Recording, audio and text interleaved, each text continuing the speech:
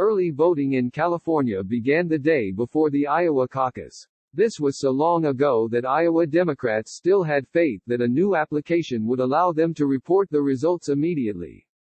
Here's what else happened over the last month. Pete Buttigieg emerged from Iowa with the most state delegate equivalents, but Bernie Sanders won the popular vote, allowing them both to declare victory. Sanders then edged Buttigieg in New Hampshire, with Amy Klobuchar a surprise third. Joe Biden, left for dead after Iowa and New Hampshire, looked to be surpassed in the moderate lane by Michael Bloomberg, until he ran into a knives-out Elizabeth Warren and looked unprepared to debate.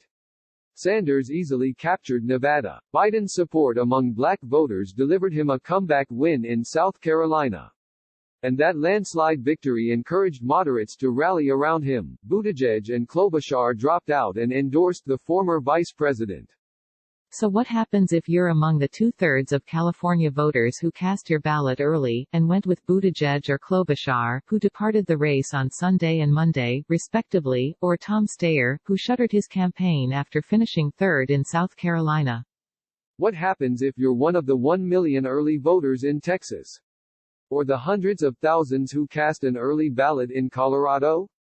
Or one of the tens of thousands of soldiers serving overseas who were mailed ballots more than 6 weeks ago?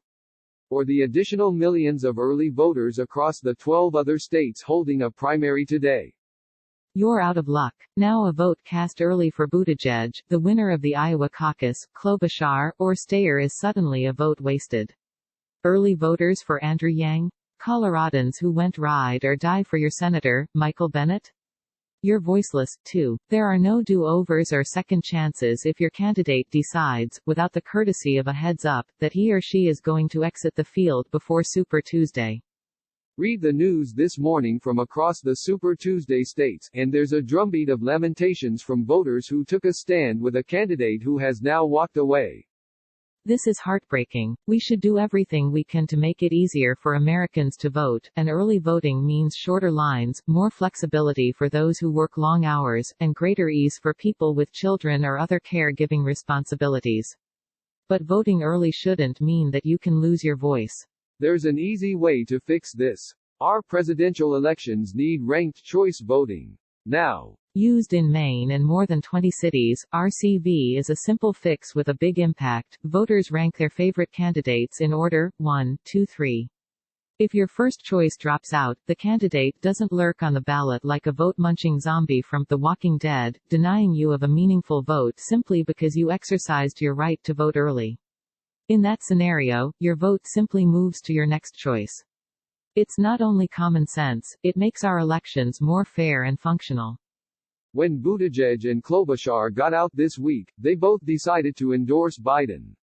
But according to a Survey USA Fair Vote poll conducted last week, Buttigieg's supporters actually split evenly between Biden and Sanders as their second choice.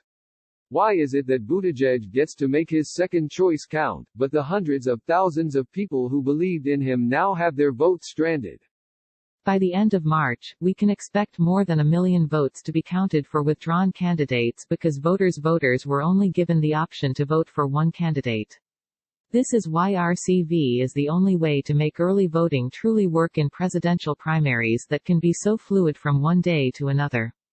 RCV has additional virtues. If parties embraced it for presidential primaries, voters, not superdelegates or party insiders, would be empowered to determine which candidate is the most electable.